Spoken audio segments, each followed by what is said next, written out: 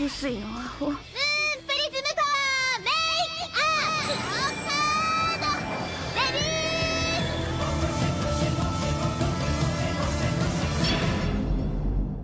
Welcome to Shojo and Tell, where we discuss shoujo manga and tell who's hot and who's not, talk about themes, and just generally geek out.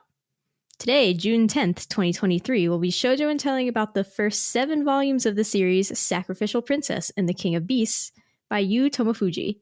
I'm your host, Ashley McDonald, and I'm joined by Mackenzie of Mac Loves Manga. Hello, Mackenzie. Hello, how's it going? Oh, it goes. I'm still here. The universe turns despite the apocalypse upon us.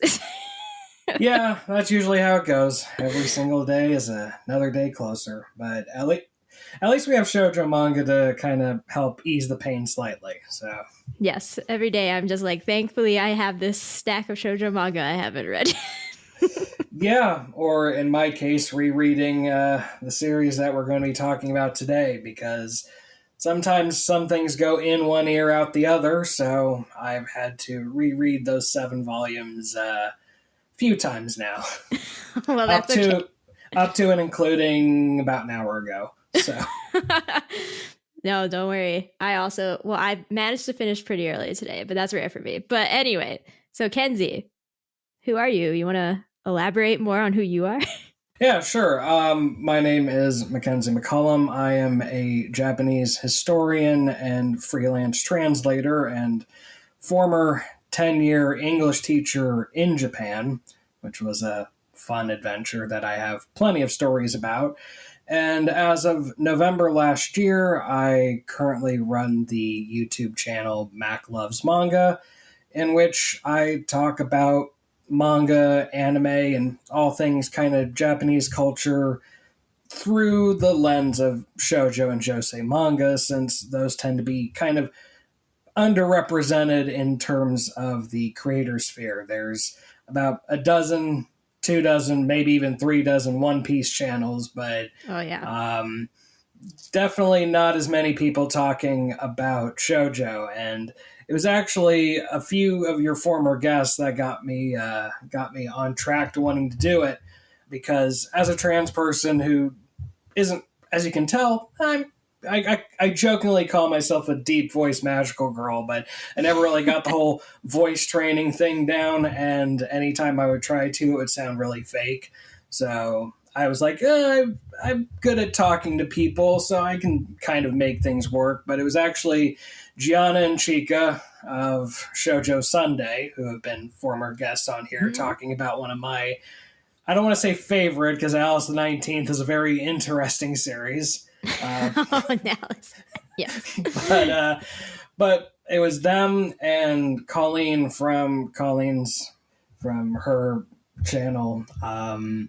It was kind of the 3 of them that got me wanting to kind of put my opinion to voice and kind of because before then I was just posting on Twitter or Instagram or whatever and kind of giving my opinions, but it was actually the release of Romantic Killer and Viz putting that in the shoujo beat line, despite not actually being a shoujo, that I was like, well, I have 2 options. Either I could do a 70 post thread on Twitter that will be read by like 2 people, or I could try to turn this into a video. And with kind of their little nudging and helping and advice, I was able to start creating. And it's been fun, though definitely not easy, because last month our house got hit by lightning and it kind of blew up my computer and all of my recording equipment. So I had to get all new equipment there, and luckily it's all working, as you can hear now. So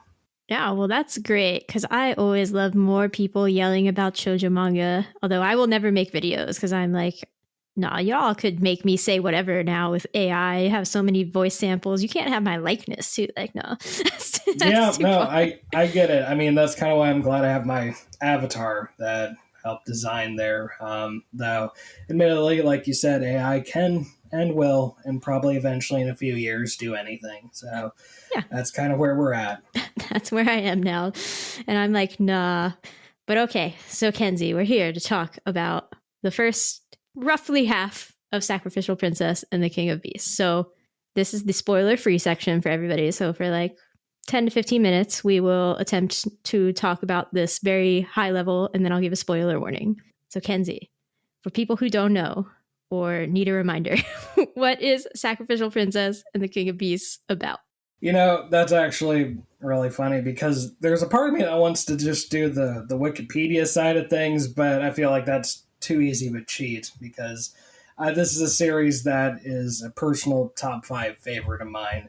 So, and it's hard because when you've read the whole thing, you kind of want to say more than you're willing to probably, or what you should say. So, but the general idea is that there is this land of beasts and humans, and there is this miasma. It's this poisonous miasma that exists, and I think, what is it, like, it's not every month, or it's like every, like, there's a time when the miasma, which is a poison in the air that is poisonous for humans, it lifts momentarily, and it lifts for a night. And in that time period, the king is given a human sacrifice to eat in order to kind of assert their dominance over the weaker, quote unquote, human race. And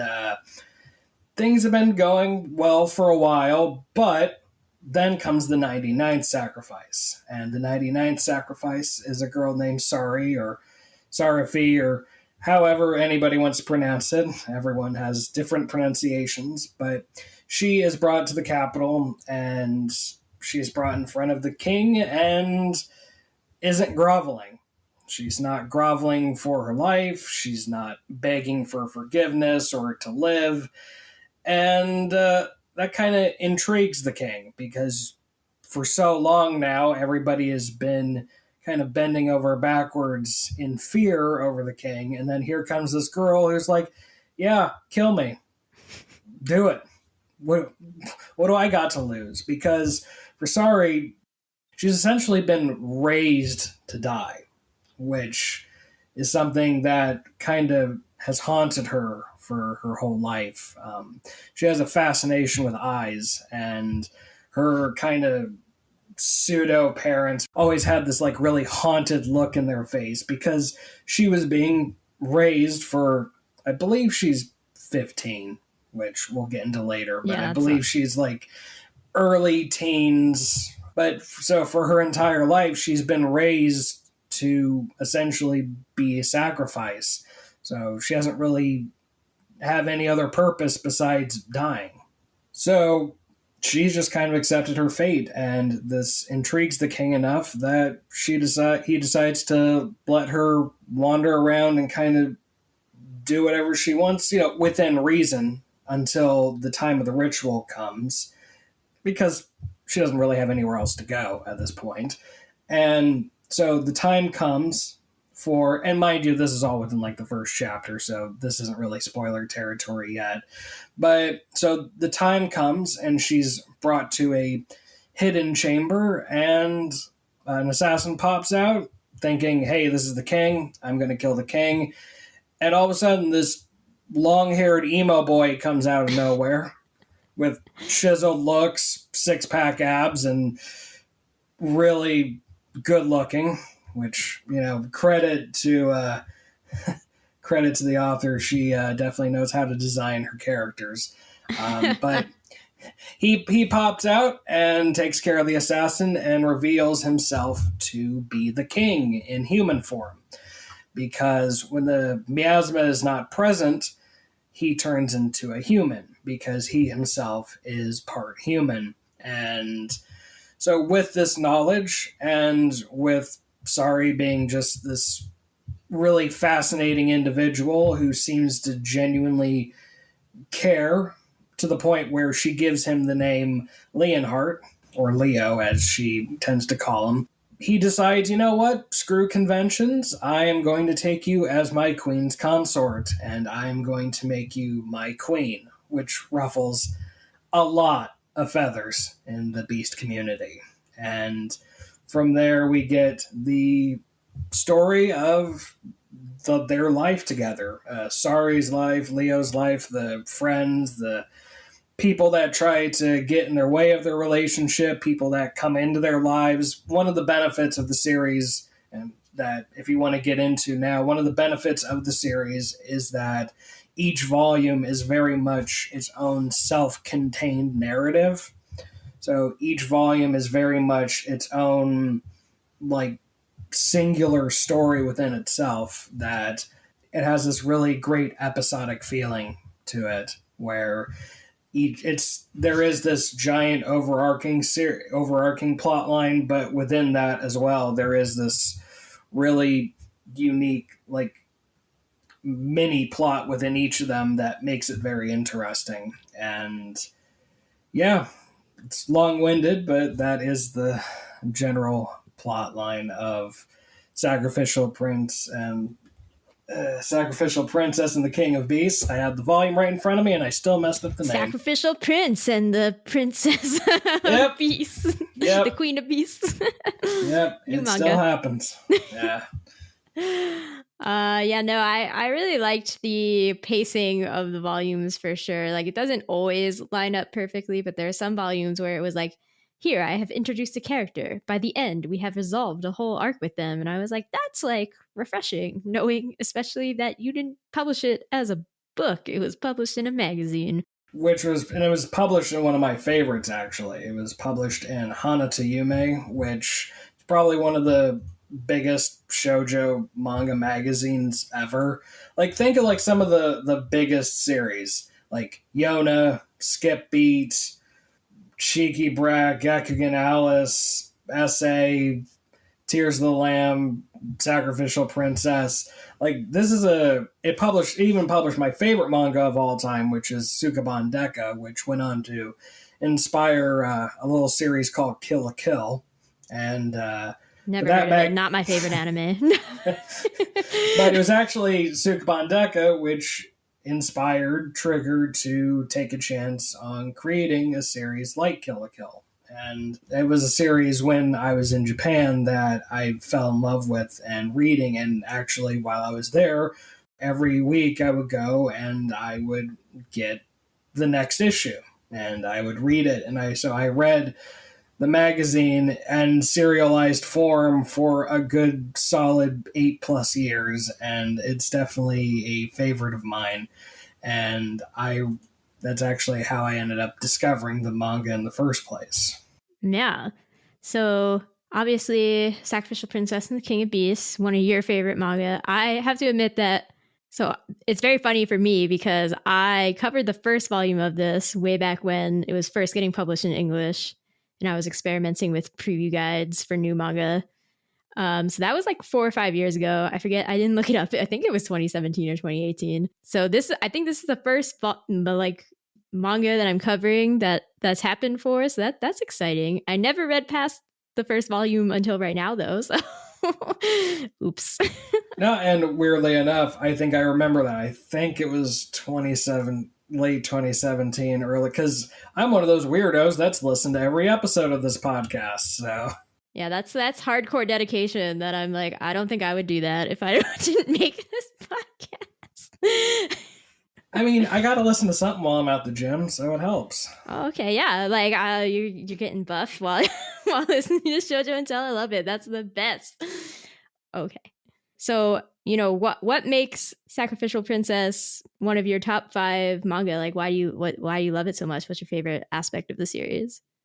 I think that it takes sort of you look at this manga and there's a certain series or book or something that comes to mind immediately, which is Beauty and the Beast. Yeah. And Beauty and the Beast was always my favorite Disney movie. Oh, okay. And has been since I was little. It was always my favorite. And I think it boiled down to just, don't judge a book by its cover. Don't judge before you really know somebody. Like, that kind of aspect, that plot line, as old as it is, was always something that was really interesting, especially someone who didn't really feel comfortable in their own skin as well and kind of didn't really kind of feel comfortable with how they felt. So I could really relate to the beast in that sense. So then when this manga came out, which, like I said, I was in Japan at the time and I was reading it and it came out, I'm like, huh, this is really interesting. I mean, it's beautifully drawn. So that was one of the things that came to mind, because the fact that Leo could be just that sexy as a beast and a human is just credit where credit's due. Yeah, Tomofuji's working really hard on how pretty they all are. I was like, okay. There's some definite hear me outs here, is all I'm going to say. There's a lot of hear me outs, and that's a big credit there. But I think ultimately it's just the idea of the series is based a lot in kindness and compassion and empathy, and you can really see with all of the characters that even people who are like take Anubis, for example. He is the tsundere boy. He is I love him. he's so angry, but he's also really deep. There's a lot more to him than just being being the angry prime minister. There's a lot more to his character. There's more to every character than just the base idea and the base sort of tropes that you would come to expect from these kind of characters. Sari is really kind and compassionate and caring, but she also has her moments of insecurities and guilt and her own traumas that she has to go through. And it's the same with Leo. He always has to deal with the fact that he feels lesser in some ways because he is not fully human. So there is that sense of duty to be the king and duty to be strong because that's what's demanded of the king, but also dealing with his own insecurities as well. And that's just kind of every character down the line has this surface idea of what they're supposed to be. But I hate to quote Shrek here, but there's layers to it. There's a lot of layers to every single character that it makes it a really compelling story. And like I had mentioned earlier, the fact that every single volume, for the most part, I mean, obviously some of them are a little bit looser ended, but the fact that there were these, you could pick up a volume, you could read it, and have a good idea of what to expect. They don't usually leave you on such a massive cliffhanger that you don't know what's coming next. So you can just I feel like it's a really good series to just immerse yourself in, because it is fantasy, but it's not the world isn't so complicated that you need a glossary or some Final Fantasy level giant scroll down thing to understand everything going on. It's very simple but complicated, and the way everything blends together just really makes it a compelling narrative. And yeah, it's one of those series where every time I read it I feel like I get something new, but I also really feel like it just stands on its own as one of my favorites, even though it has a few issues we'll get into later. But but it's definitely been one of my favorites since I read it, and a lot of the reasons I like it will come in later, and I don't even mean this episode, I mean the next part. That if you want the little mini reasons and the little the specific reasons why, a lot of them will come later on in the second part of this episode where we talk about volumes 8 through 15. So in kind of the general sense, like I said, it's the plot, it's the characters, it's the depth, it's the art. It's kind of everything coming together in this perfect circle of shoujo fantasy romance. Yeah, that makes sense.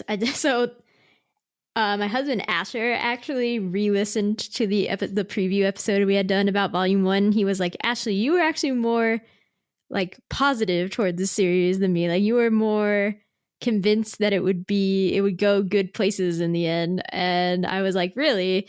I don't remember. But now I'm like, yes, it actually does do a pretty good job. Because I'm always skeptical. I'm like, oh gosh, it's a series about beast people and a human who loves them.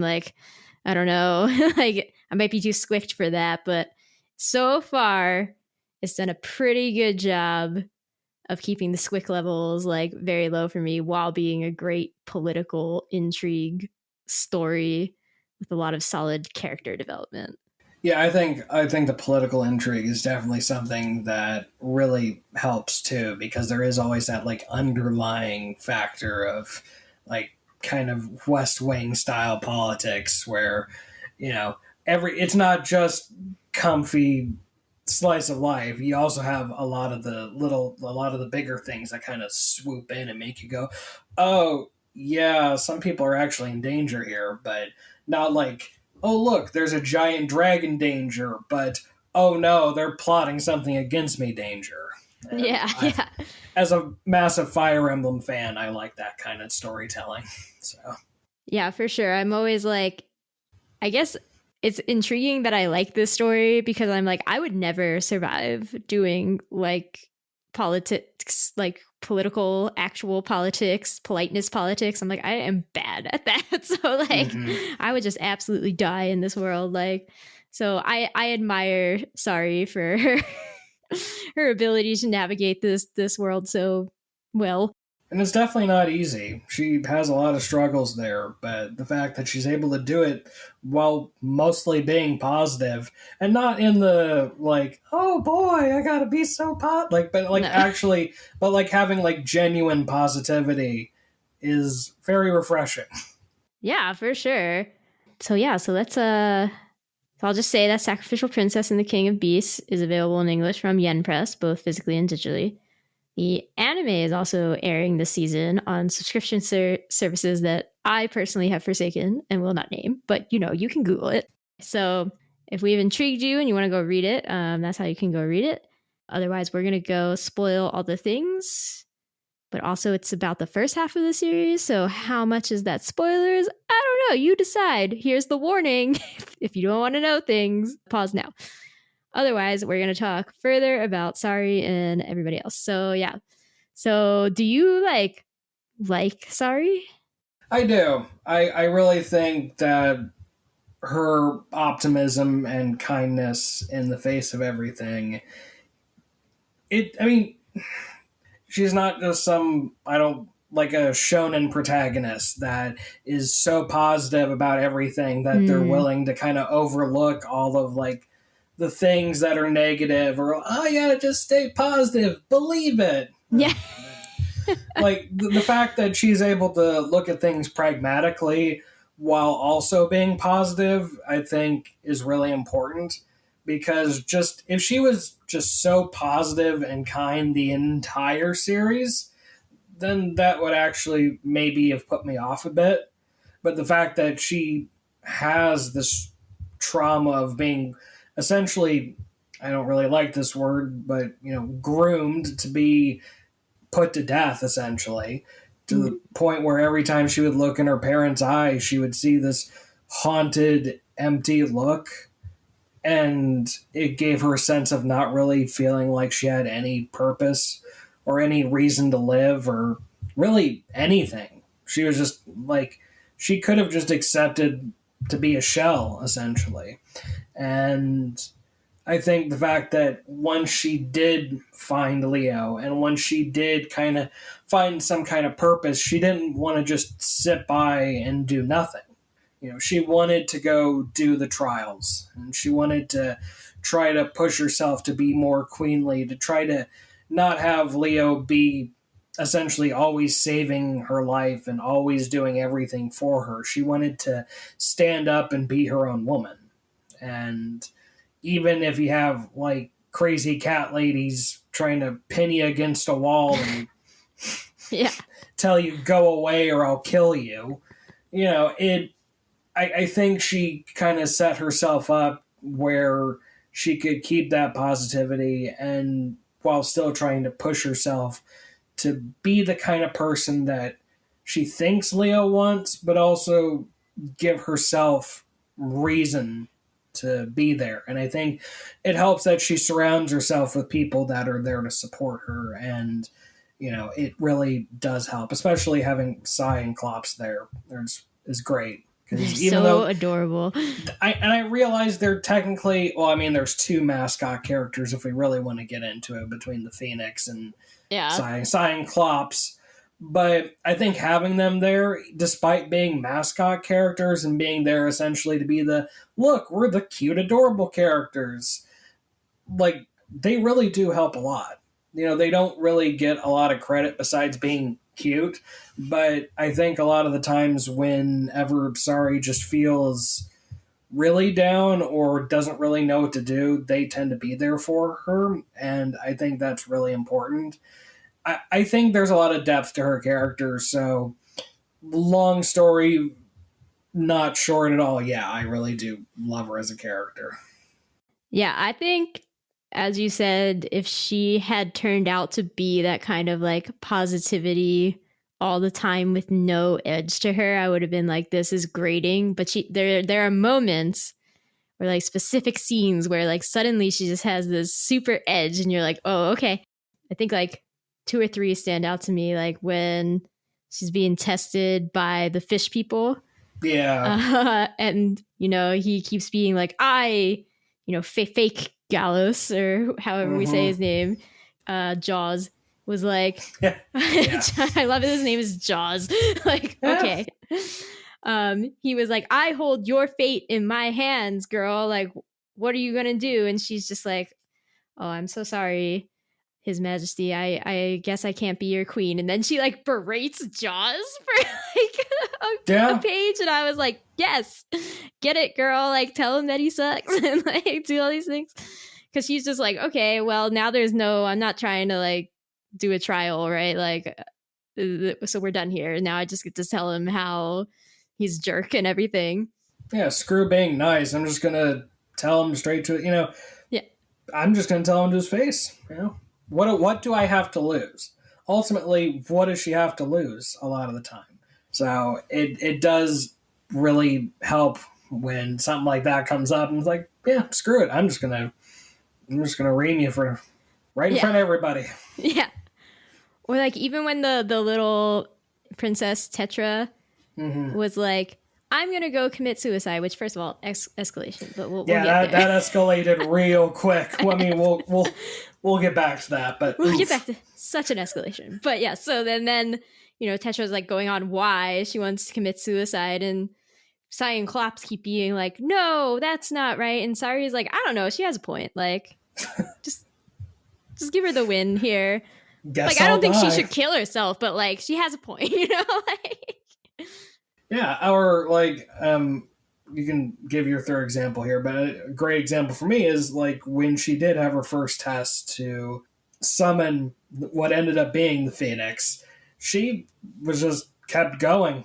Like, didn't really matter whether she would die or not. She just kept going and going, not out of some like determination, but just because she did have that sort of, well, what do I have to lose? If I die, I die. I came here to die anyway, so if I die doing the summoning, oh well. Oh well, yeah. Exactly. She takes so many literal leaps of faith in this. Yeah. She's just like, I don't know, I'm gonna jump and see what happens. And everybody's like, don't. All right. Like, a bird's gonna come save you now, or like a dragon or something, right? Like, or your future husband. Or someone's gonna come and save you. But the fact that she doesn't know that, she is willing to just do it. It's kind of refreshing. You don't really see that a lot. She doesn't just sit there and cry or sit there and just be all, someone's going to come save me. Everything's fine. Nothing to worry about. La, la, la. Like, no, she's like, screw it. If I'm going to go out in a blaze of glory, I might as well. I'm going to jump all the way off. Yeah. You're like, okay. Yeah, no, I think my third example is just that I love the like tit for tat crap that she's getting into with Anubis after the like library incident where he's like, I could just kill her right here. Like I could do that. Like, oh, except my body is so feeble, and he faints, and then she's there and he's like, I hate you so much. And she's just like, oh, I'm glad you said that. It would be weird if you said you liked me. No, I love that. Peace. I love that he's like, I'm going to kill you. And she's like, bet. Try me. Yeah, she's like, okay, well, at least the stakes are clear now. Peace. And I was like, okay. It definitely helped, is all I'm going to say. Having somebody who is willing to be as blunt like that, because this sort of storyline happens quite a bit in shoujo. Maybe not always in the fantasy sense, but that sort of storyline where the girl's not accepted by the group and tries to feel like that she needs to prove herself, but then here comes the male lead swooping in to save the day, and she's like, I'm a wilting flower, and let me stare blankly into the abyss while he takes care of everything. Or I take care of things but unknowingly take care of things. Like, she's being in the forefront of things and actually taking the chance to go and do these things. And that is always really cool to me. And I didn't mean to bury Bibliophile Princess there, because I realize that that's just the plot to that. But, oh well. This series better. Yeah, I was like, oh, I don't know that much about Bibliophile Princess. I know of it. I like when the female lead has a backbone, is all I'm going to say. Yeah. And it's definitely like, I don't know, it's fun to see Sari get into these positions where it's like everybody is against her and you're like, what is she going to do? How is she going to kind her way out of it? It's like, oh my god. Mm-hmm. Sometimes she's got to keep it real, and it helps. Yeah, sometimes you just got to be real, and you're like, I mean, that's, I think, one of the major themes that we can get into later is like, how do you cut through the artifice of everything here?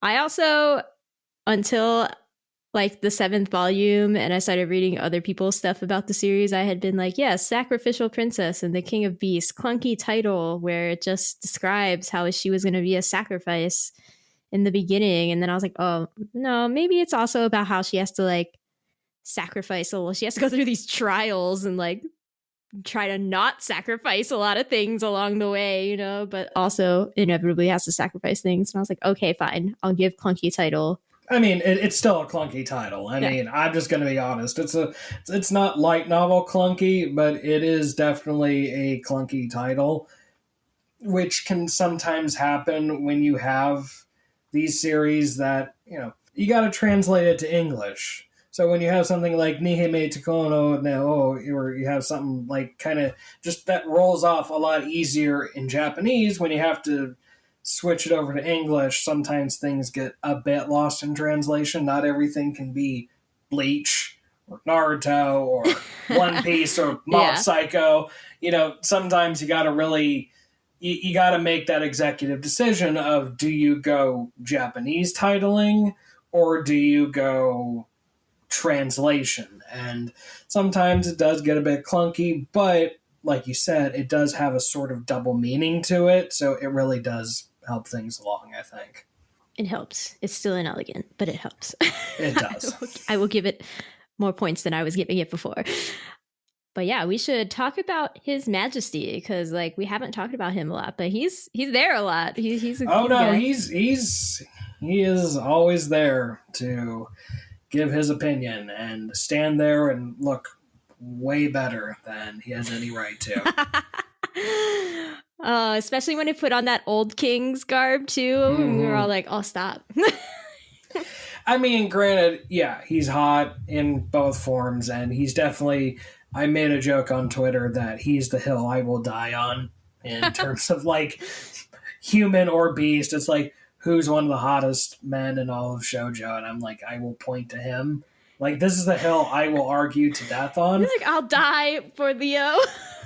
That being said, he is a lot more than just very good looking and grouchy and angry. He really is a good dude underneath all of it. And I think that's something that I'm glad they established early on, is that, he isn't just, oh, I'm going to be I'm the grouchy king, and oh, my heart will melt when I meet this girl and I will change my ways. Like, he's still always very much himself, but he definitely loves Sari and is willing to put other people's needs before his own, which he doesn't need to do. He can just be the king. But, like I was mentioning somewhat in the synopsis, but I didn't want to get too much in there, was that the fact that every time there was a sacrifice, while he was king at least, he would just use his own human blood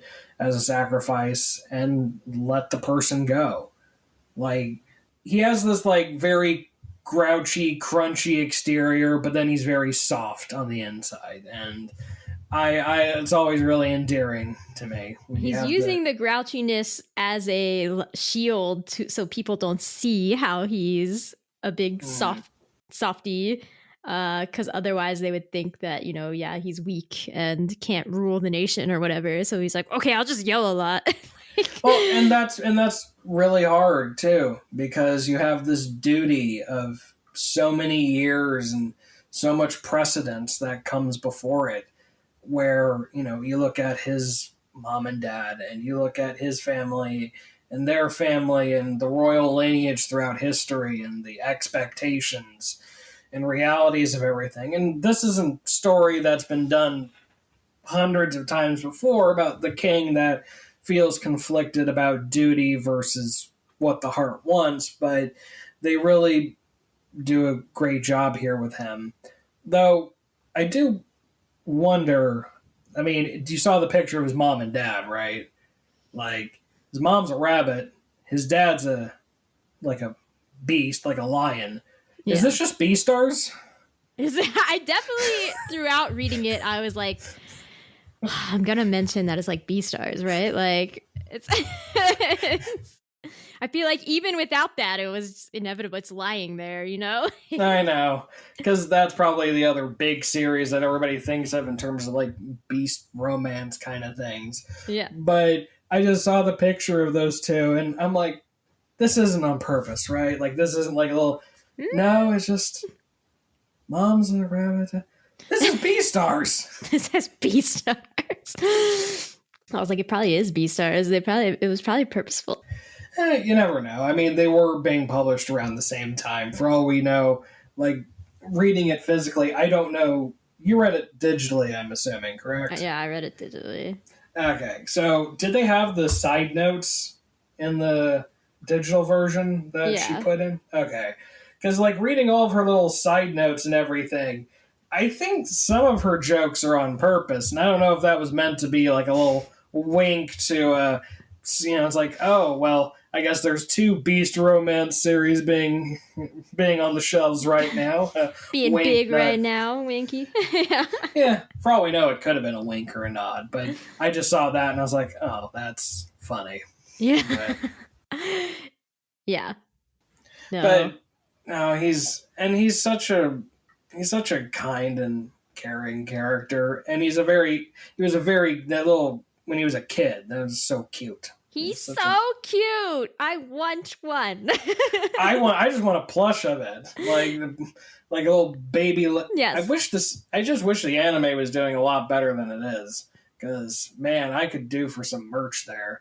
Like a little Leo plush, child Leo plush. Like, yes, oh man, child Leo plush. Like, I would just smoosh it all the time. Be like, you're so cute. I would throw so much money at merchandise, but apparently the series ain't doing too well. So it's a shame. I've been generally confused about its level of popularity, at least in the West. Yeah, it's one of those series where it was popular in Japan when it was being released. Obviously, it got 15 volumes and was being published in the largest shoujo well, besides maybe like Margaret, like one of the largest shoujo magazines out there, and had very prominent like positioning in the magazine. So, again, positioning in magazines is really important. So, like, you want to make sure that if you're putting a story in a magazine, like, if it's not the beginning or the end, you want it to be right between, like, two of your bigger stories. Like, if you're going to put it, like, between a skip beat or a Yona or something along those lines, you want to put it between some of those. And it had really good positioning. And it was doing really well. I mean, the fact that it got announced for an anime after it was finished, because it ended, I want to say 2.5 years ago, possibly 3 now at this point, but it ended like 2 years ago. And the fact that it got picked up for an anime, and not just a 12 episode, but a full 24 episode complete adaptation of the entire source material by JC staff, who, sometimes they're good, sometimes they're bad. It's kind of a roll of the dice whether you're going to get a Konosuba or a Seven Deadly Sin. Like, you don't really know what you're going to get with them. But they're a solid. They're not Engi Studios, or they're not like some really bad, notoriously bad anime studio. They're a good, solid work-for-hire studio. So they got this really solid work-for-hire studio, and it's getting a full adaptation, and it was announced with an English dub almost immediately, which tells you that they're really trying to push for it in the West. Mm-hmm. And how much have you heard about it this season? I feel like I saw some reviews of episode 1, and some people tweet about it on my timeline, and that's it. Yeah, it's like me and Colleen. So, and maybe like one other person. So yeah, it kind of it's just poor timing when you got Demon Slayer and you got Oshinoko, and you got all these other big ticket series that are airing. And not only that, but it aired late in the season. It debuted like a month after everything else had debuted. I think it's one of those series that'll have legs over time, and I'm just glad it's getting a full adaptation. Look at how many great series that have come out that don't even get a second season. Yeah. I mean, look at Skip Beat and Yona, for example. Both of those series have plenty of source material and nothing. So at least it's getting the full treatment, which is more than a lot of series get nowadays. But at the same time, it is sad that besides like one or two people, no one's really talking about it. So I don't know if we might get a few acrylic stands, maybe a poster, a wall scroll, but I doubt we're really going to get a whole lot of material there, which sucks because I'd love a Kid Leo. That would be a great plush to have. Yeah. So one of the reviews that I read of the anime was on Anime Feminist, and then I read there were only a couple comments. So I read the one comment, and it was all about like the negative things, right? So maybe we can address those so people aren't as and we can get back to like the characters and stuff. But I think since we're on the topic of that, I think it is important to bring up that there are some things that would be definite hang-ups for people just looking. Especially with Leo and Sari. Yeah. You want to go ahead and bring that elephant in the room now? There's so many. I feel like there's 2. Well, there's 3. Which one do you maybe 3 that I can think of. Which one do you want to drag in first? The fact that he's 25 and she's 15? Yeah, I guess we should. That one is bad. The fact that she has no power and he has all the power? He has all the power. He definitely just the sexual tension in the first chapter, which it was meant to be a one shot. So I understand, but also just that tension was so high and he just tops her and you're like, okay, And it's better as the series goes on. Yeah. It goes from being creepy to, oh, okay. All right.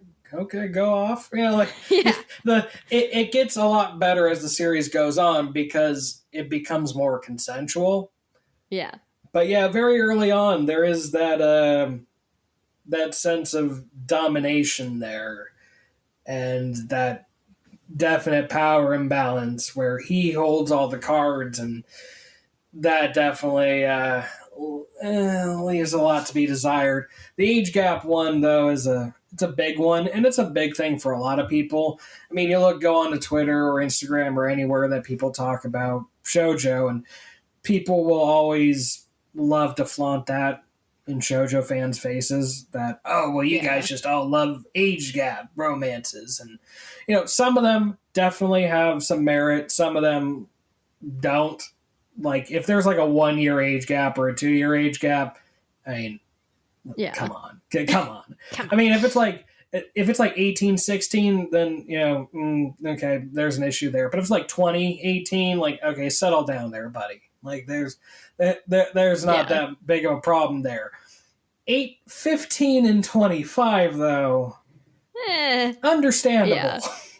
I think the issue with it for me right now also is that it's not like Takane and Hana or most of these series where at least it's like addressed. I feel like it has been addressed 0 times so far. Like they have never discussed it themselves within the manga, and I'm like, okay, choices. God, I don't know, I don't remember what volume it is. I'm gonna have to dig through it, and I'll get back to you on the second part of this. But there is a volume in which she does bring it up. Okay. And all she says is, yeah, she's 15, he's 25. Shrug. And I'm like, oh, okay. Yeah, but see, that's not like addressing it, really. That's it's not just addressing it. It's just saying. Yeah. Like, I could have just assumed that she was like 18, he's 20 or so, because he doesn't look old. Even in his human form, he just looks like a hot twink, essentially. Like, it's not like he's this, like, deep voice, like bearded, kind of like he looks like every other dude from most shoujo manga. So the impetus is really on her to put the actual ages in there, and then to just go, yeah, there's a 10-year age gap, and I'm not going to address it any further. Yeah, I was like, it's a little ick. That's all I'm going to say. That's a little. As much as I love the series, it is one of those things where I can understand if somebody has an issue with that. Because it is an issue. I think, not to get on a soapbox here, but I do think it's important when you have a favorite kind of media, you need to be able to be critical about it. Like, you need to be able to address the issues and concerns with it without needing to say, like, oh, I hate it. Like, you can have things in a series you love that are problematic, and you can't just brush it under the rug, because these are problematic things that are there and people will have issue with and need to be brought up. And you just got to be okay with people being critical of the media and just, like, support. I mean, if someone wants to be a jerk about it, then that's different. But I think it is important to bring these things up and be critical of them, because otherwise, you know, you can't just kind of blindly support something. You need to be able to address things when they come up, and that age gap is definitely one of them. And even under the I call it like the fantasy rule, it's still weird.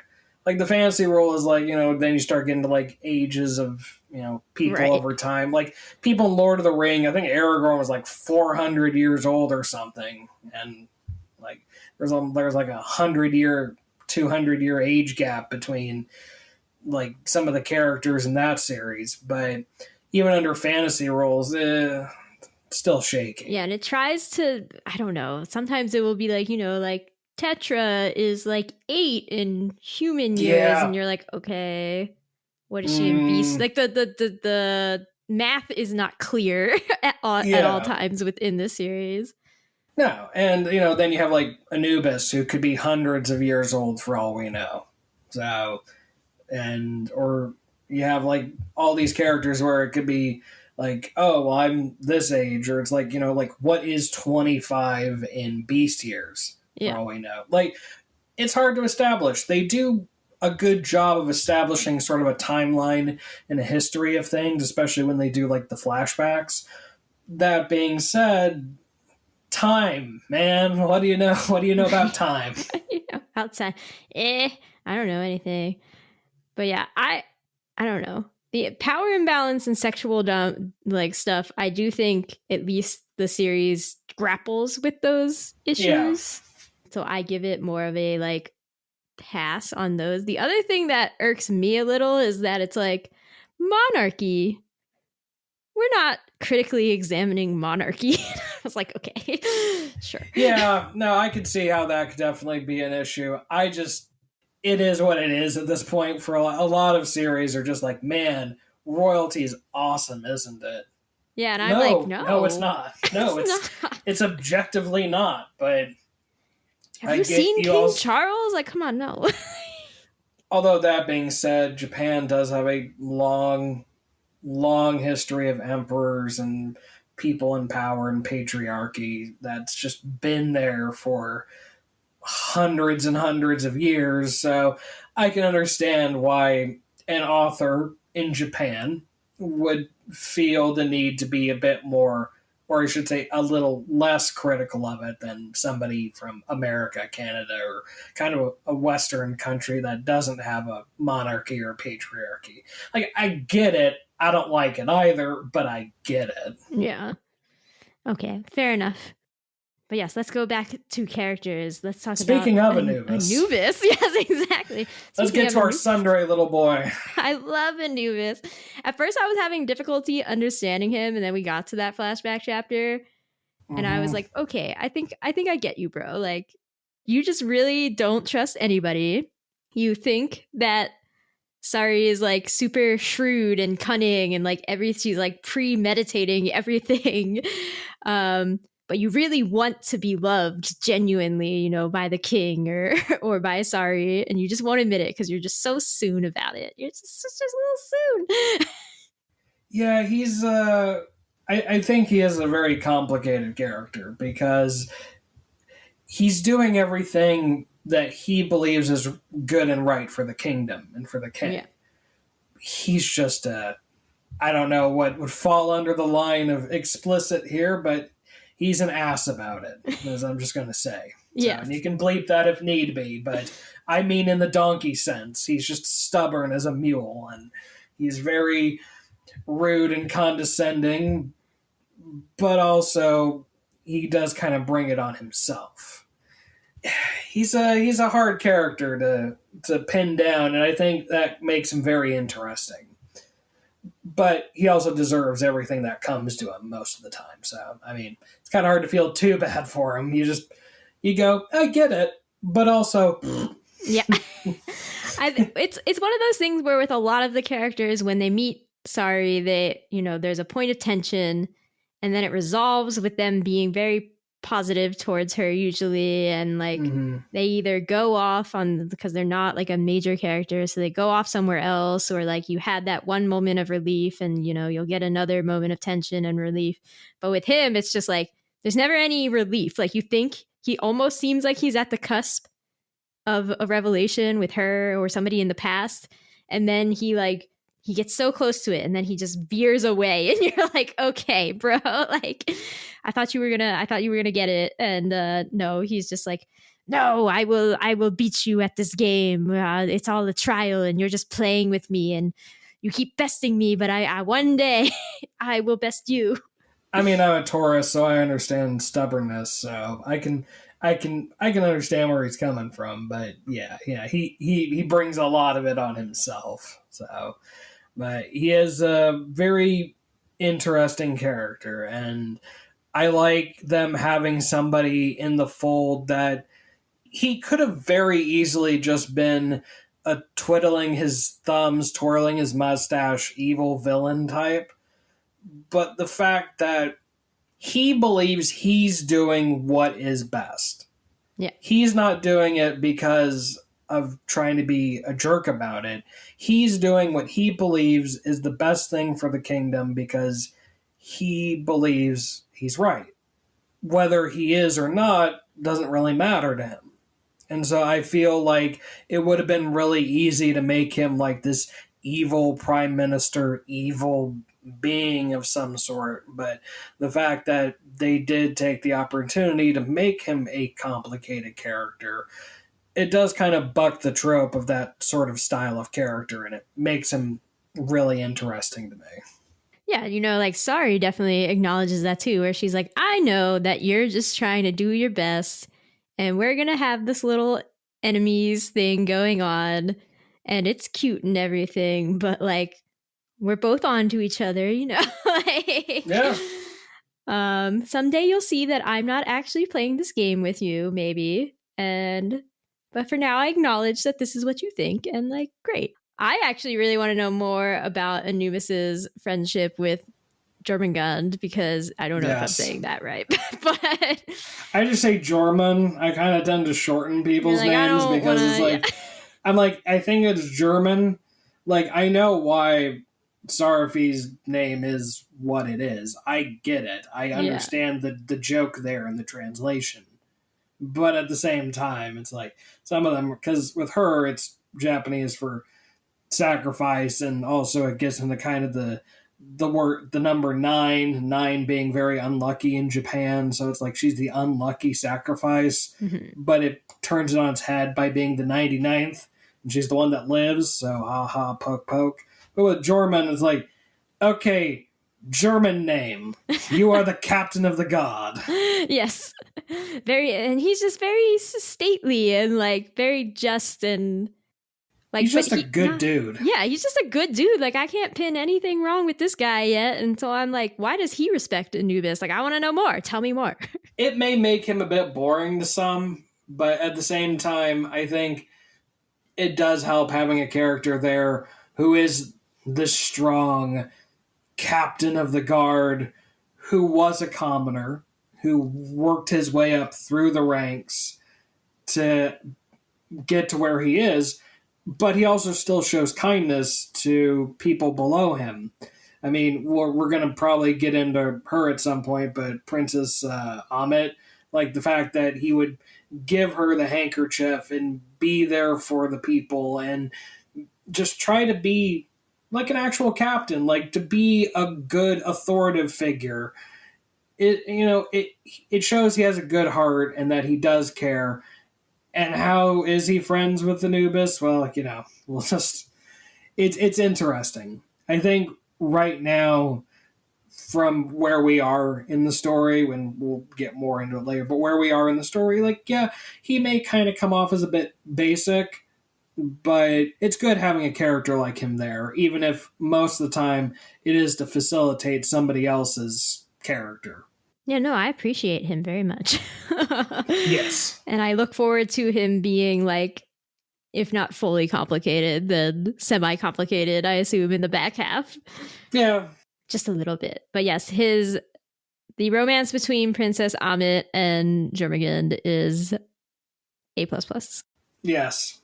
I love Princess Amit. I mean, outside of Sai and Klops, she's probably my favorite, like, non-male lead, female lead. She's, like, probably my favorite character in the series.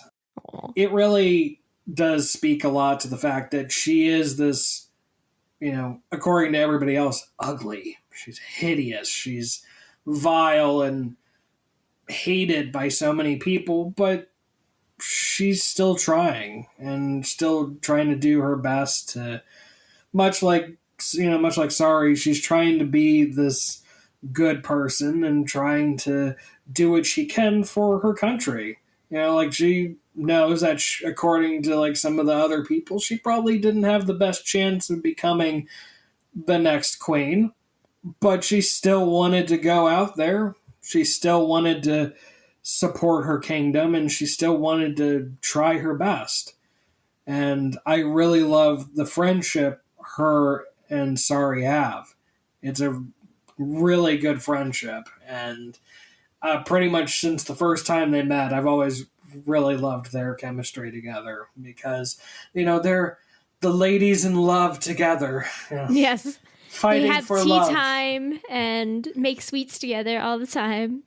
Very cute. It's very cute, and the fact that they're there to support each other is really nice. And I mean, she can be scary if she needs to be. I mean, she's an alligator, so I mean, she can get scary if she needs to, but she's always there for Sari and always wants to be her friend and there to help. And her relationship with Jormund is it's adorable. I love them. I ship them, and I really want nothing but the best for them. Yes, me too. Yeah, for sure. And I love the scene, I guess in volume 6 or 7, when Amit made the thousand wish or thousand whatever, wishes. Yeah, the wish thing, yeah.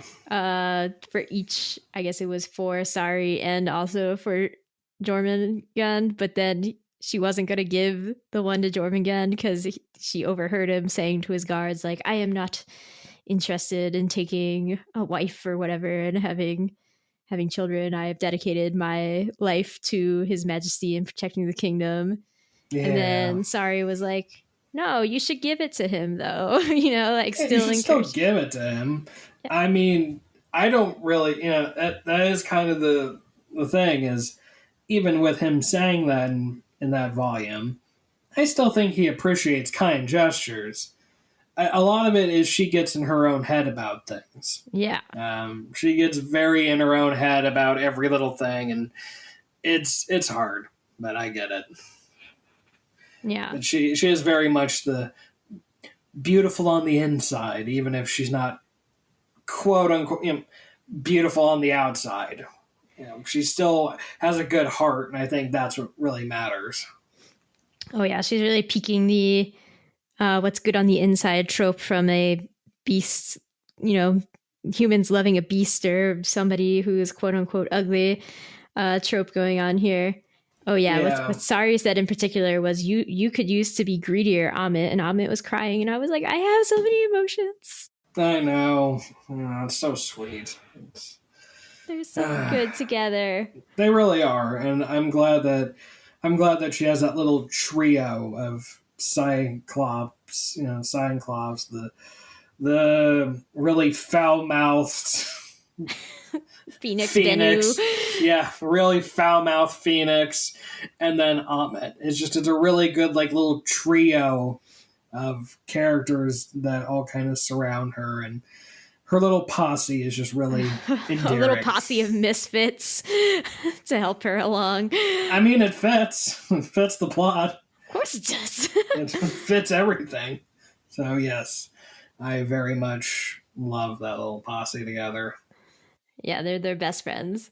Okay, but so there are some subplot characters that we should get into. Some that have a lot more to them than others, and some of them that escalate very quickly. Yes. So, Ilya, he's a guy who happened. Yeah, I don't like him. No. I'm sorry. I don't. I mean, he felt very retrofitted into it was a one shot, and she was like, I have to make some cool backstory, so she just made this very angry man and put him in there, and I was like, okay. I mean, he gave off Gaston without the charisma vibes. Oh yeah, that's it. He is very much the Gaston without the charisma. I just and even more salty somehow. Yeah, he is so salty. He just does not take anything. I mean, dude, you're a basic blonde boy in a shoujo manga. You ain't getting nowhere, first of all. But especially he has a tattoo on his face. Come on. I don't care if you are voiced by Clifford Chapman. It doesn't matter. You are just so basic and so he just comes on way too strong. He comes on so strong. She had bruises on her wrist from him holding her. You had the opportunity. The fact that Leo was willing to not, everyone was just when he came in, kill him. Kill him, that's how things are done. And then the fact that, Sari talked to Leo. Leo pulled the whole, oh, well, he forgot to ring the doorbell. He was willing to go to bat for him. And then he's just I don't think he realizes just how saved his life was by everything.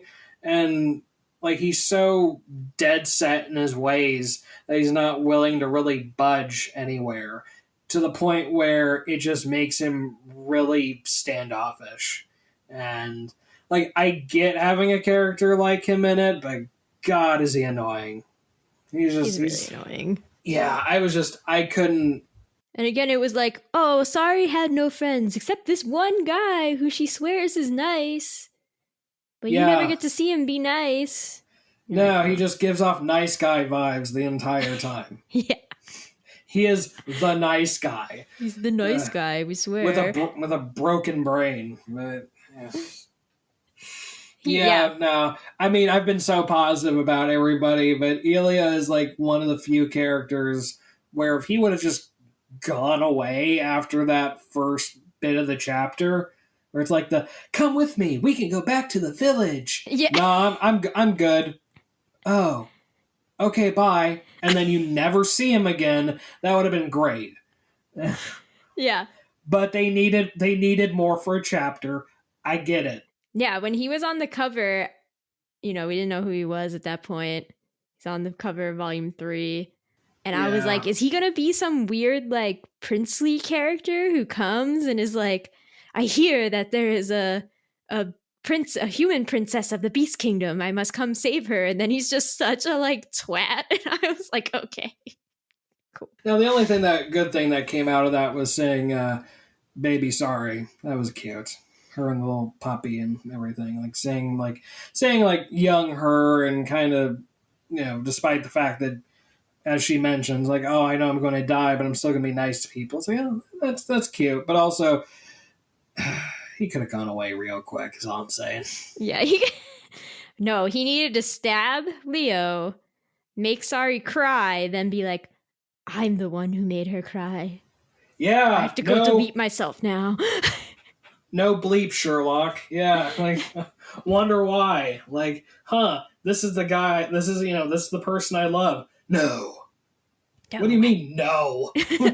Are you listening to me? I'm saying the words to you. Yeah, I'm saying this is the guy, person, beast I love. You kind of just have to deal with it. I mean, if you want to go and get yourself killed, like, I saved your life. I don't owe you anything else. There's just like a weird level of entitlement with him. Like, oh, I'm a human, you're a human, come with me. He's like, I love you. What's the problem? Yeah. Okay, but last time she went to a human village, when she got the miasma poisoning, like, as soon as they figured out, oh, she was the sacrifice, they treated her like she was on fire. Yeah. So, like, they treated her like garbage, and it wasn't until Leo came and gave her the miasma ring, which was very cute, but, like, gave her the ring, like, she was still being treated like garbage. So why would she want to go back to some place where she knows she's going to be treated awfully? Like, yeah, he definitely made it seem pretty easy, and I kind of wish he had been like, actually, I went back to the humans once, and it was terrible, and I had to come back here because now I don't belong anywhere, and you're not helping. Oh, gee, I wonder why I left. Oh, yeah, you. Never mind. All right. Yeah, I was glad his arc was over. Yeah, so I'm glad he was only there for a volume and then he's out. So you don't need that volume. Like, if you don't want to read that volume, like, great, I don't care. Yeah. Just delete volume 3. That's fine. Whoops. I mean, it's still a good volume, but still, whoops, whoop. Oh, well. You save a few dollars. It's good, So then the next volume is one that we mentioned already a little bit, this subplot, where there is a fierce fish warrior who he's renowned in legend and his people, but nobody in the current palace knows what he looks like. So, they know that he's very fierce. Yeah, he is. The fish people are very interesting, just as a whole. And I really love all of their designs, because they could have gone very simple, but they really wanted to give everyone their own character. So I got the volumes here right in front of me, and I'm looking at, like, the back cover, which has, like, all of the main fish characters, including our little Duke friend here. And the fact that they did take the time to really design all these characters and make them all unique is really good. I think I've mentioned the art's pretty and the art's good, but the character design really is amazing. The fact that even these little side characters that are barely featured are given enough time to really, everyone looks unique. Yeah. Like, you can't just go, oh yeah, fish number 1, fish number 2, fish number 3. You go, no, that's the Duke, that's him, there's that. So yeah, no, he's He's a fun one, though.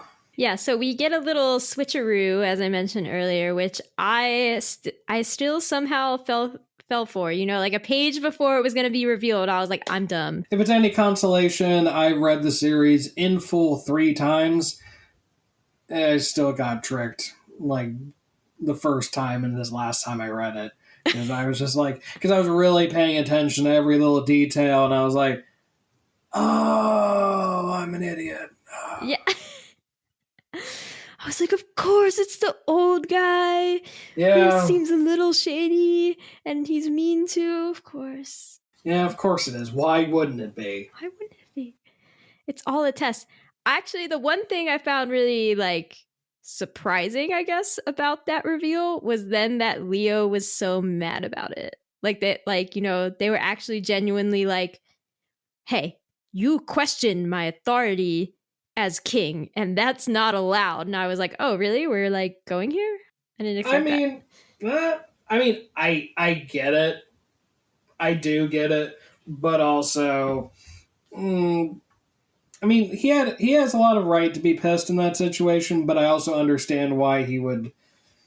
You know what I mean? It's like I get it why he would feel that way, but also at the same time, yeah, he was a bit extreme, I think. Yeah, it felt like semi out of character for His Majesty to go that far. He has moments like that, though, and I think good or bad, it does add to the authenticity of the characterization that, you know, every character has their moments where it's like, oh, yeah, that's a little weird. But also, if everybody was so A, B, C, D, then it would get kind of dull after a while. So you got to throw in those A, B, C, Q yeah, every now and again. So. And then go to D. And then go to D. So. But no, he was that was interesting. Although, I mean, then you get into somebody like Tetra and oof. Okay, yeah.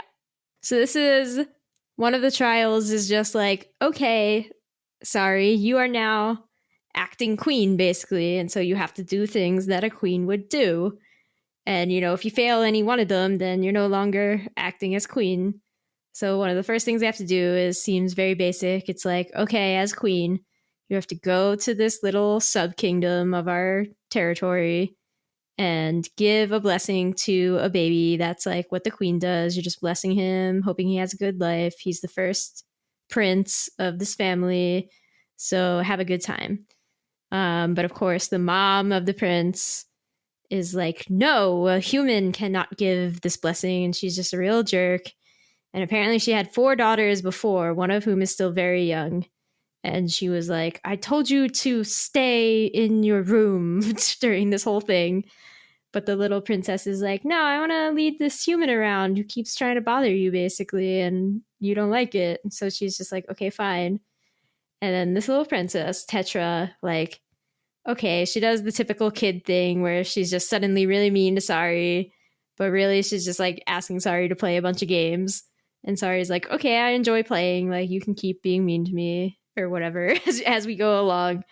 And then eventually that breaks down Tetra's, you know, the fact that Sari is genuinely having fun and has no ulterior motives eventually breaks down Tetra enough to be like, I'm so sad because my mom now hates me because she has a son now and I am irrelevant and I just cause problems.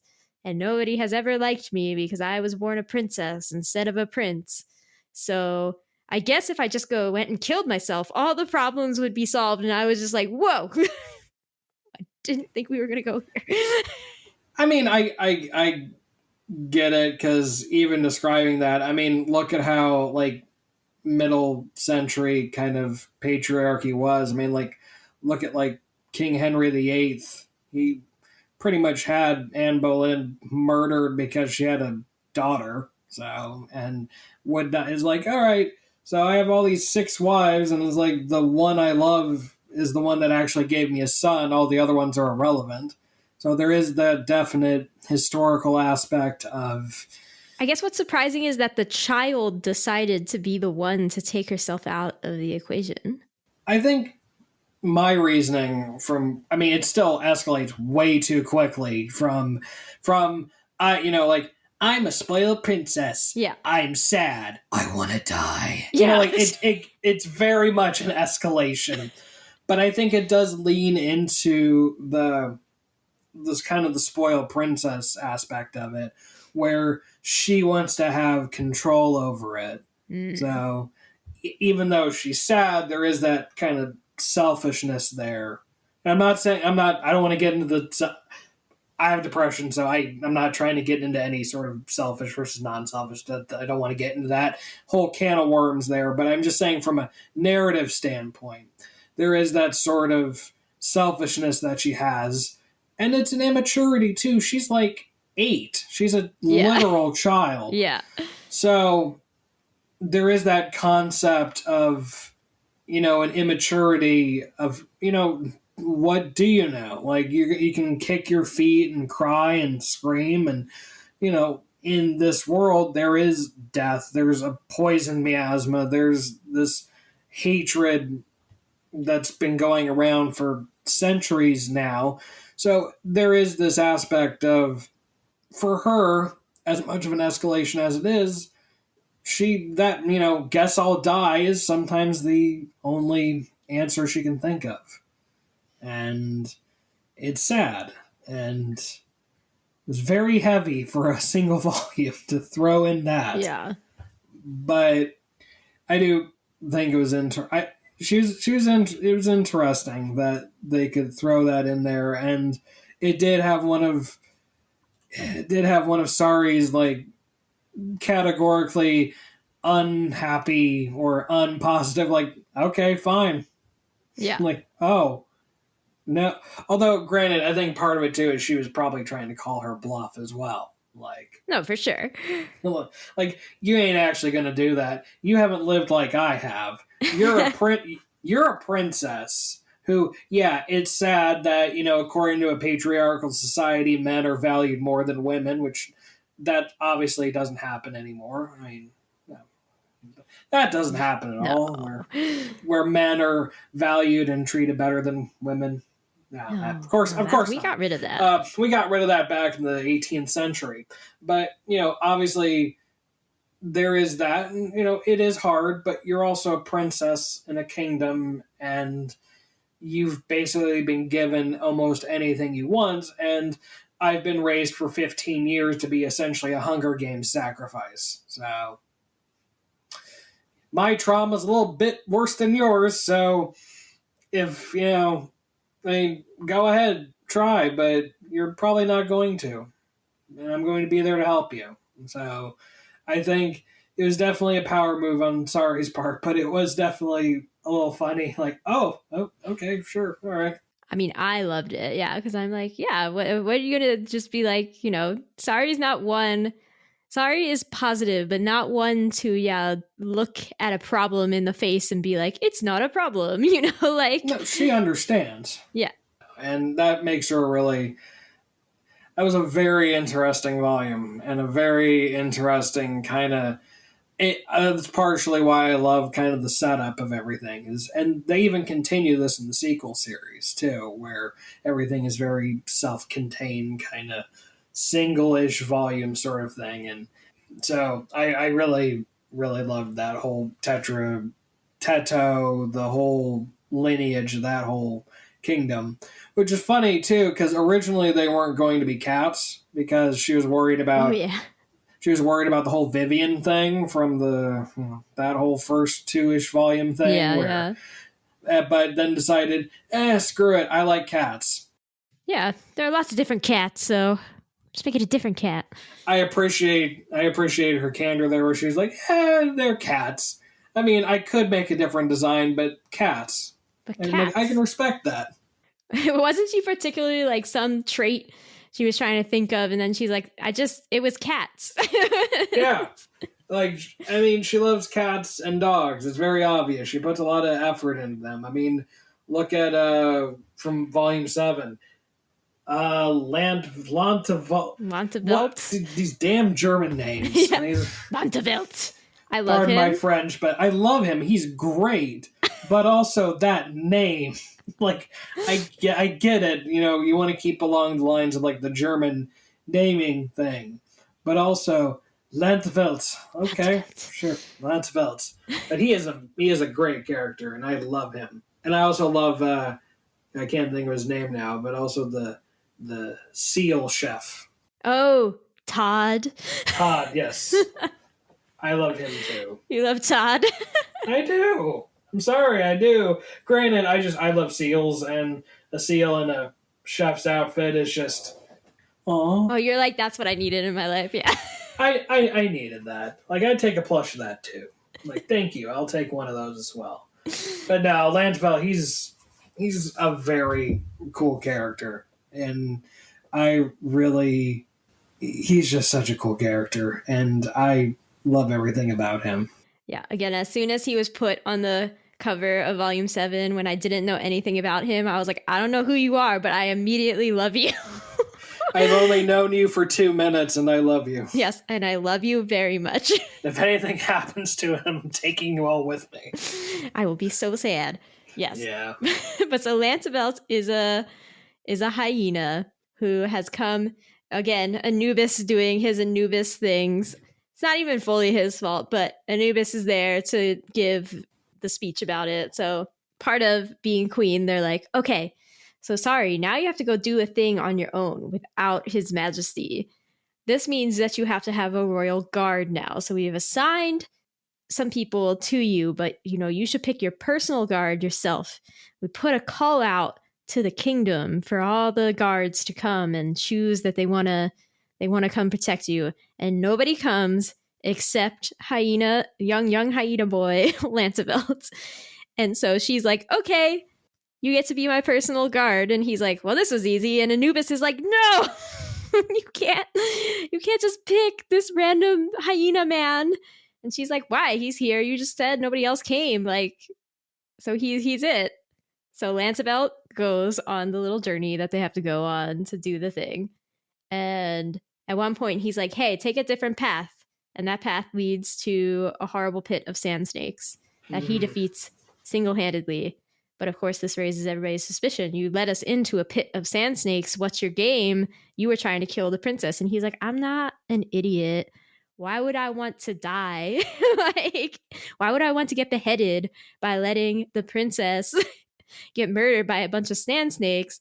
Really, he just wanted to show off and, promote his own standing. He's just very overt about this. He's like, I want to climb the ranks and show that hyenas are cool.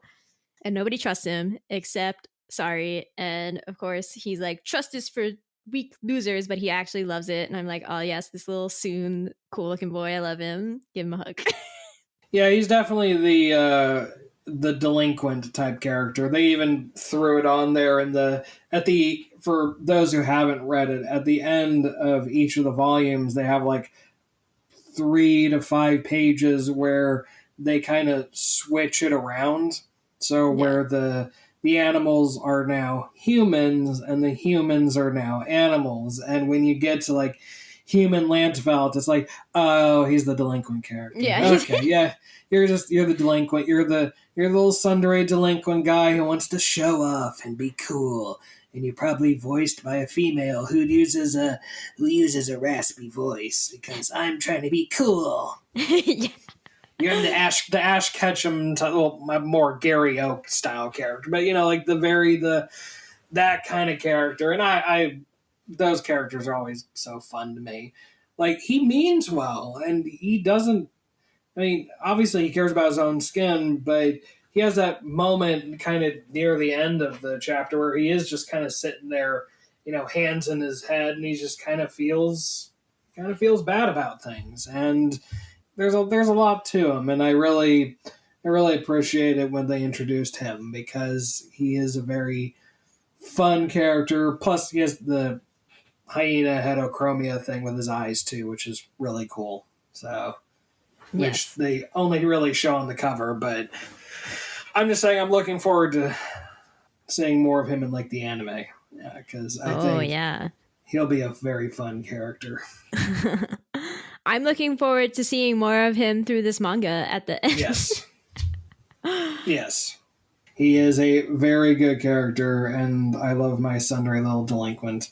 And I think it would be fun to have more between him and Anubis, because then you can try to see who's going to outsoon each other. Yes, yes, that's what I'm looking forward to. I need it, you know?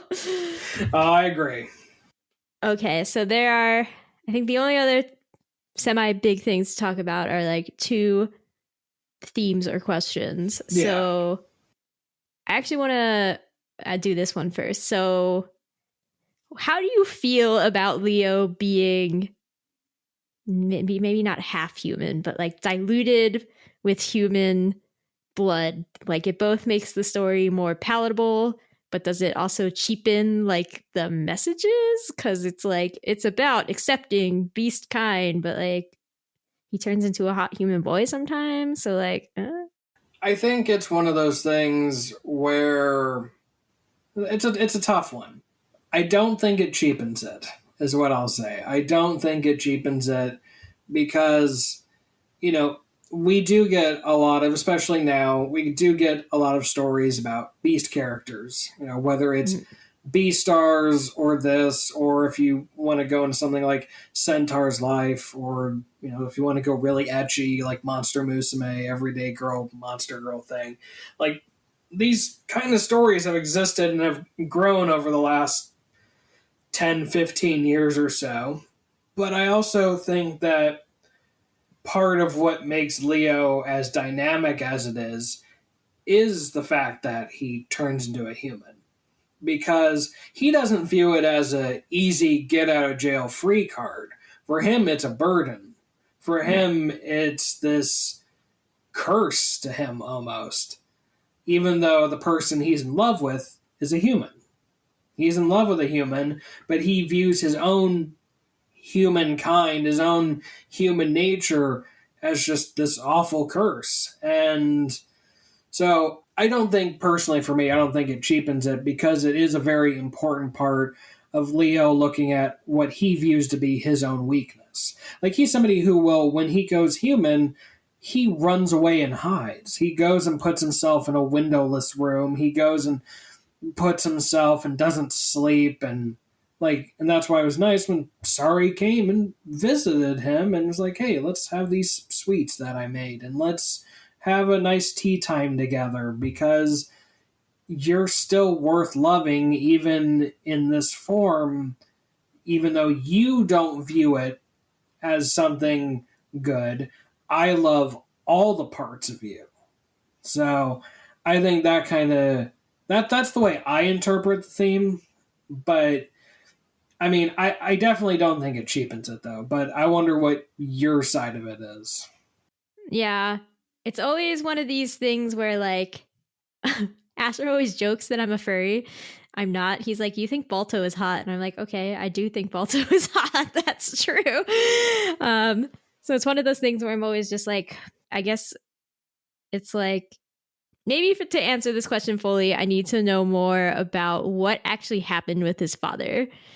Because that scene where at the end of his father's life, and his father is railing against him, being like, I hate you and your diluted blood, and I've always hated you. I despise you. You're terrible. And I was like, well, why did you have sex with a human then? Like, I don't understand. So maybe there's a piece missing for me still. Yeah. Yes. Like, but I mean, yes, but also we're trying to only review the first 7 volumes. I know. And we were talking about, like, earlier, where it's like we can't get super specific about little things, so I gotta be general. But yes, we'll get into that. We'll get into that. But I do think there is a lot to unpack there. So yeah, I don't know. Yeah, I thought the other interesting aspect of this was that chapter after Tetra's whole thing, where then they tried to explain like reproduction through beastkind. Yeah.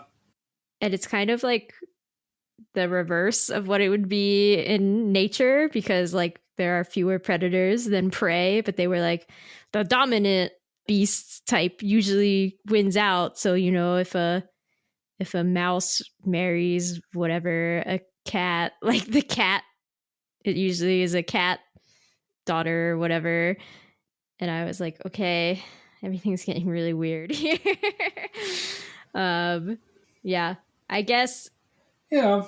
No, I get where you're coming from. I mean, if you look at like the sequel series or like the spinoff or any like things like that, there is some definite. I can see why they took that path. I mean, technically, his mom and Leo's mom and dad, like we mentioned, is kind of the BEASTARS parallel of a Yeah. wolf lion dog hybrid thing, and then a rabbit, which is very much the BEASTARS dynamic there. And then, that's very much the Zootopia. I don't want to bring up Zootopia. It is Zootopia, though. Yeah. It's the Zootopia dynamic of the predator versus the prey. So it's understandable then if you're cross-species pollinating why the dominant in nature would also be the dominant in reproduction. Right. But I'm also putting way too much thought into fantasy reproduction. Reproduction, yeah. Yeah, I mean, I just say screw it. I'm not actually a furry, but if someone goes, you're a furry, sure, okay, whatever. Like, I love BEASTARS and Sacrificial Princess, and I even read White Rabbit and the Beast Prince weekly. Go ahead, call me a furry. That's enough for me to be a furry. Like, okay, how bad is it really? I mean, genuinely, if you want to call me that, that's fine. I don't take offense to it. Like, I'm not going to go to a convention dressed up as in a fursuit or anything and go to any of those kind of things, but, I don't look at it very much like a massive downside, I guess. It's like, yeah, I like these kind of stories. And? Yeah. Like, and what? I feel like I'm not taking offense to the term, but yes, in my mind, furry does require that level of dedication to go to the convention in a fursuit, and I'm like, I don't know. I don't have that kind of energy in me, or that kind of drive or personal interest in that sort of thing. But at the same time, I will gladly read this series, BEASTARS, or pretty much any other monster boy, monster girl series. I'll read it. It's fine with me. I don't really see any issue with it, because a lot of times you get some really cool character designs out of it. So that's always really good, unless, there are just as many bad series as there are good series. But it is always really interesting when you do get these series, and it's like, okay, cool.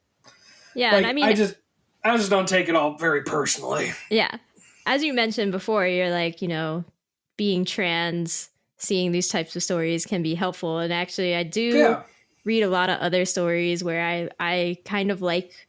It's going to be a wild statement to say, but like Darling in the Franxx, I know that it's crap, like it's bad, but like. The story between 02 and Hero, where she wants to be human and she's a demon, and he's like in love with her and he starts to become a demon. I'm like, I love this weird trans narrative. Like, I love that like cross species, like becoming each other, melding kind of thing. So I don't have anything actually against that. Yeah, I'm not even upset about that. I agree completely, except I would go farther. I like Darling in the Franxx. If it had gone on longer, I would have hated it. But the manga is only 8 volumes, so it's shorter than a lot of series. And the manga ending is a lot better than the anime ending. I'll just throw that out there. It's a lot better. I mean, the series, it's like I was mentioning in my little soapbox moment there. It has a lot of things wrong with it. So many things. It has a lot of things wrong with it. But if we were willing to accept Neon Genesis Evangelion as a masterpiece, and they're just in giant flesh creature things and getting their butt shinji. Like, if we're willing to accept a lot of that kind of stuff, I don't see why we can't accept, like, and I'll take that hot take. I will gladly take that hot take. I like Darling in the Franxx. I'm glad. It ain't perfect, but as a trans person, I do respect that narrative there, and that's how I interpret it as well. So you're not completely off base. Yes. I mean, look at The Matrix. The Matrix is one giant trans allegory, but look at all the dudes online that have made that their entire personality. I know. I was without realizing that it was written by two women. So, yeah. Whoops. Oops. Yes. Okay. Well, I love this validation. So I kind of hope maybe it still goes into the power dynamic thing that, like, yeah, throws me off about this, like, Leo being only, like, a little bit human. Yeah. Yeah. But I think a lot of things will be resolved in the second part. And I think once we're done dancing around things, I think we'll be able to have a much deeper discussion there. Okay, good. I'm very excited.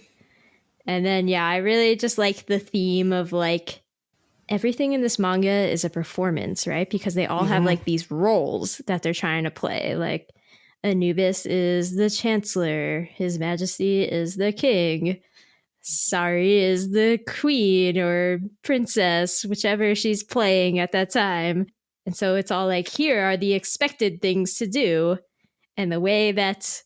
And everybody within that is trying to figure out, but, like, how can I let my genuine self, like, you know, shine through? Or at least Sari's playing that game. And then it's just like a breath of fresh air. And I'm like, yes, I love cutting through performative crap, because I feel like that's actually rules a lot of our lives. And I'm like, oh, no. Oh, yes. Trust me. I know. Everything is just a performance. It's terrible. Yeah, I gotta live with the fact that I invented the term performative shoujo, so, I mean, that's kind of where we're at there, so. Performative shoujo? Yeah, and that's something that's gonna have to live with me my entire career, so. But, you're not wrong, there is a lot of performative aspects in pretty much everyday life, so I do appreciate that, you know, there is that there, but like we've mentioned, they're willing to kind of... Most characters are willing to buck that trend somewhat. They're willing to expand more than just what is required of them. Minus our little Sundog boy, Anubis. Yeah, but, you know, like, minus him. Minus Anubis. Everybody else is trying to, expand the role. And they really do take the time to do that, which is very deeply appreciated. And it really helps the overall story of things. Even if our little dog boy is stuck in the past. Still, I still love him anyway. He's just a cute little dog boy who is weak of constitution. He's trying. I've defended him plenty here. He's trying his best. He's trying his best to be a good dog boy. He's a good boy. He's a good boy. Okay. Well, then I think that we have covered the first half of Sacrificial Princess and the King of Beasts. So thanks for listening to Shojo and Tell. Comments, questions, constructive criticism, concerns. Need to gush about your OTP or tell us how much you love beast people? Are you a furry? I don't know. What do you want to tell me? Email shojoandtell@gmail.com or leave a comment on the episode's YouTube page. We're at Shojo and Tell on Twitter, Tumblr, and Instagram. So, Kenzie, where can people find you and your work on the internet? Well, the good news is I was one of those people that thought ahead of time. So you can find me on Twitter, Instagram, and Tumblr at Mac Loves Manga. And my YouTube channel, where I post most of my work, is also Mac Loves Manga, youtube.com/@MacLovesManga. So if you pretty much put those three words together, you'll find me on every corner of the internet. So. You got a monopoly on it. That's what we always hope for. Are you excited every time you see a new episode from us? If so, please consider leaving a rating on Apple Podcasts. This will help the show reach more hearts, or at least ears. Thanks again for listening. We'll be back, very surprisingly, next time for the second half of Sacrificial Princess and the King of Beasts. How will it end? I have been teased so much, apparently things will escalate, and it's very exciting. Stay tuned to find out. Until then, bye. Bye.